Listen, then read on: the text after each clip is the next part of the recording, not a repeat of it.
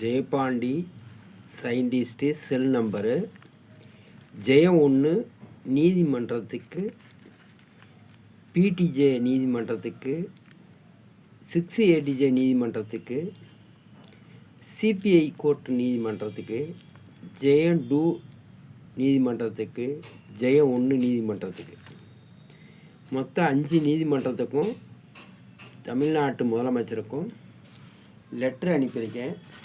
அந்த லெட்ரு உடைய அந்த பில்லு தமிழ்நாட்டு முதலமைச்சர் ஜெயபாண்டி சயின்டிஸ்ட்டு 13/7 அன்று வாய்தா ஜெயம் 1க்கு போயிருந்தேன். சார், நான்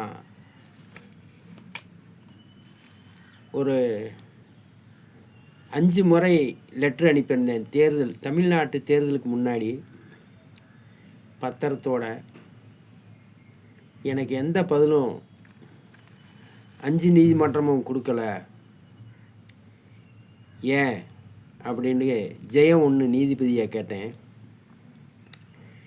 நீதிமன்றத்துக்கெல்லாம் லெட்ரு அனுப்பக்கூடாது அப்படின்றாரு. சரி, நீதிமன்றத்துக்கு லெட்ரு அனுப்பக்கூடாதுன்னீங்க. நான் நேரடியாக வந்து கொடுத்தேன். என்னுடைய கோரிக்கையை லெட்ரு மூலமாக எழுதி, பத்திரம் மூலமாக எழுதி வந்து கொடுத்தேன். அதெல்லாம் வாங்க மாட்டோம்னு சொல்லிட்டீங்க. அதனால தான் நான் லெட்ரு மூலமாக அனுப்பினேன். லெட்ரு ஒன்று நான் லெட்டரில் அனுப்பக்கூடாது அப்படின்னு ரிட்டன் அனுப்பிச்சிருந்தாலும் பரவாயில்ல. ரிட்டனும் அனுப்பவில்லை.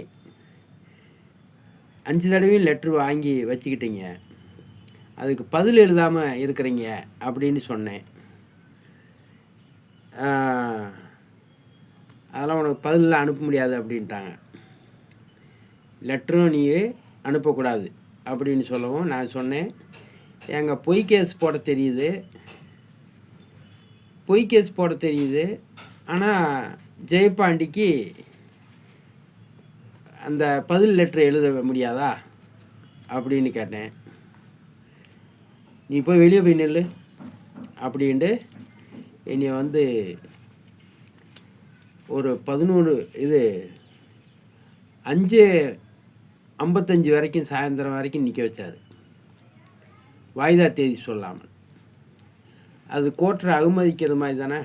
ஒரு நீதிபதி ஒருவன் வாய்தாவுக்கு வந்திருக்கிறான் என்றால் அவனுடைய வாய்தா தேதியை சொல்லி அனுப்பிவிட வேண்டும். அதை வாய்தா தேதி சொல்லாமல் நிற்க வைப்பது எந்த விதத்தில் நியாயம்? சரி, நிற்க வச்சுட்ட. உண்மையான கேஸ் போட்டிங்களா எனக்கு அப்படின்னு கேட்டேன். பொய் வழக்கு போட்டு எந்த போலீஸுக்காரையும் என்னை கைது பண்ணார்? எதற்காக கைது பண்ணார் அப்படின்ட்டு ஒரு பத்திரிக்கை செய்தியிலையோ இல்லை ஒரு டிவி செய்தியிலையோ வரவில்லை. ஏன் வரவில்லை என்றால், இப்போ நான் என்ன கேட்டேன்னா, நீதிமன்றத்தில், சார், என்னைய வழக்கறிஞர் பிடிக்க சொல்கிறீங்க, நான் வந்து பொய் கேஸ் போட்டிருக்கீங்க, பொய் கேஸுக்கெல்லாம் வழக்கறிஞர் பிடிக்க முடியாது, நீங்கள் கைது பண்ண முறையும் சரியில்லை, அதனால் நீங்கள் ஜெயபாண்டிக்கு என்னைய கைது பண்ண இடத்துடைய வரைபடம் கொடுங்க. அதே மாதிரி என்னைய கைது பண்ண இடத்துல என் செல்லை வாங்கினீங்கள, என் செல்ஃபோனை, அந்த செல்ஃபோனை லொக்கேஷன் ரிப்போர்ட்டு கொடுங்க. என்னைய கைது பண்ண இடத்துக்கிட்ட 3 கேமரா இருக்குது, அந்த வீட்டுக்காரங்க வச்சுருந்தாங்க. அந்த ஆதாரம் எனக்கு கொடுங்க. அதே மாதிரி என்னை கைது பண்ண போலீஸுக்காரர் யார் அப்படி என்று அந்த பெயரை எழுதி கொடுங்க. அந்த கேமரா மூலமாக நான் சரி பார்த்துக்கிறேன். அதே மாதிரி சைபர் கிரைமெல்லாம் ஒரு நாள் நைட்டு முழுங்க வைத்திருந்து என்னைய வீட்டுக்கு கூட கைது பண்ணிவிட்டு, என் வீடு என்னுடைய சொந்த பந்தம் அல்லது என்னுடைய குடும்பம் அவங்ககிட்ட போய் தெரியப்படுத்தாமல் என்னையை கூட்டுக்கு போய் என் வீட்டை சப்டி பண்ணாமல் என்னையை கைது பண்ணி மதுரை சைபர் கிரைமில் வைத்து விட்டு நீங்கள் என் வீட்டில் போய் என்னுடைய வீட்டில் இருந்த செல்ஃபோனெல்லாம் எடுத்தது தப்பு அப்படின்னு சொன்னேன். என் வீட்டில் இருந்த செல்ஃபோனை என்னை கூட்டு போய் ஜெயபாண்டிங்க வா, நீ எத்தனை செல்ஃபோன் வச்சுருக்க எடு அப்படின்ட்டு அஹிம்சாபுரம் 7வது தெருவில் இருக்கிற வீட்டில் என்னை வச்சு எடுத்துருக்கணும். என்னைய மதுரை சைபர் கிரைம் பெரியார் நிலையத்தில் கொண்டு போய் வைத்து விட்டு நீங்கள் வந்து வீட்டை செப்டி பண்ணியிருக்கீங்க. அந்த போலீஸ்காரர் யார்? ரிப்போர்ட் வேணும். ஜெயபாண்டி நாங்கள் மதுரை சைபர் கிரைமில் கைது பண்ணி வச்சுக்கிட்டு அஹிம்சாபுரம் 7வது தெருவில் போய் ஜெயபாண்டி குடியிருந்த வீட்டில் அவருடைய செல்ஃபோனு, ஒரிஜினல் ஆதார் கார்டுக்கு வரக்கூடிய ஓடிபி வரக்கூடிய செல்லு எல்லாத்தையும் எடுத்துகிட்டு வந்திருந்தோம். இன்ன போலீஸுக்காரர் எடுத்துகிட்டு வந்தார். அந்த போலீஸுக்காரர் இந்த நீதிமன்றத்தில் ஜெயபாண்டி முன்னிலை கொடுத்தாரு என்று ரெக்கார்டு இருக்கா? இல்லை. இப்போ என்னை ஜாமீன் எடுத்த அதிவீரபாண்டியன் அவங்ககிட்ட சொன்னேன், என்னை ஜாமீன்லாம் எடுத்துடாதரா, அப்படி எடுக்கணும்னா என் மேலே என்ன உண்மையான கேஸ் போட்டிருக்காங்கன்னு போய் நம்ம ஜெயம் 1 போய் கேட்டுவா. இல்லைப்பா, ஜெயம் 1 என்ன கேஸுன்னே சொல்ல மாட்றாங்கப்பா. ஒரு வழக்கறிஞர்கிட்ட என்ன கேஸுன்னே சொல்ல மாட்றாங்கன்னா அவன் எப்படி என்னைய பெயில் எடுக்கலாம்? என்கிட்ட பெயில் எடுக்க போகிறேன்னு கூட சொல்லலை. பெயில் எடுக்கணுமென்றால் என் மேல் உண்மையான வழக்கு பதிவு செய்திருக்காங்களான்னு பார்த்துட்டு வந்து அதனுடைய செராக்ஸை வந்து காமி. அதில் வந்து என்னென்ன இருக்கணும்னா, என்னை கைது பண்ண இடத்துல என் செல்ஃபோன் நெட்டை ஆஃப் பண்ணிவிட்டு செல்ஃபோனை கீழே போட்டேன். அந்த பக்கத்து வீட்டில் 3 கேமரா இருந்துச்சு. அந்த ரெக்கார்டெலாம் அதில் இருக்கான்னு பார்க்கணும். அந்த கைது பண்ண இடத்துல வரைபடம்லாம் அந்த ரிப்போர்ட்டில் இருக்குதா, குற்றப்பத்திரிக்கையில், அதை பார்க்கணும். ஜெயபாண்டியை எத்தனை மணிக்கு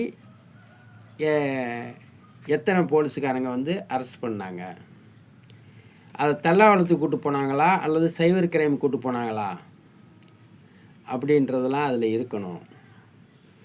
அதே மாதிரி என்னை கைது பண்ணவர் ஜெயபாண்டி இந்த மாதிரி மதுரை கலெக்டரை அரை நிர்வாணமாக ஆபாசமாக அசிங்கமாக வீடியோ போட்டான், அதனால் நாங்கள் கைது பண்ணியிருக்கோம் அப்படின்ட்டு ஏதாவது பத்திரிக்கை செய்தியில் டிவி செய்தியில் வந்திருக்கா அப்படின்னு கேட்டேன். வரலன்டான்.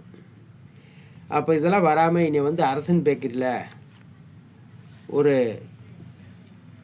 1200 பிடுங்கிட்டு கத்தியை காமிச்சு ஒச்சாத்தேவர் மயன் பேரை வர சொல்லிவிட்டு ஓடினேன்னு சொல்லி ரிப்போர்ட் எழுதி வரைபடம் பொய்யான வரைபடத்தை கொடுத்துருக்காங்க.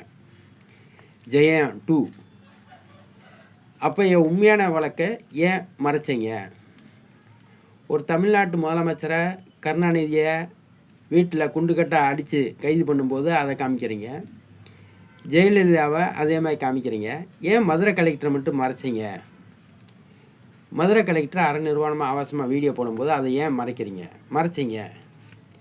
ஏனென்றால் இவிஎம் மிஷின், இந்த மிஷினு ஓட்டு திருட்டு அம்பலமாயிரும். இந்த மிஷின் மூலமாக யார் யார் வெற்றி பெற்றாங்களோ அதெல்லாம் பொய்யின்று தெரிந்துவிடும் என்ற காரணத்துக்காக இந்த ஜெயபாண்டியுடைய இவிஎம் மிஷினை குற்றம் வெளியே வந்து விடுமுன்றக்காண்டி அதெல்லாம் மறைச்சிருக்கீங்க. அதனால் பொய் வழக்கு போட்டிருக்கீங்க. அதனால் பொய் வழக்கு ஜெயபாண்டி சயின்டிஸ்ட்டு வழக்கறிஞர் பிடிக்க முடியாது.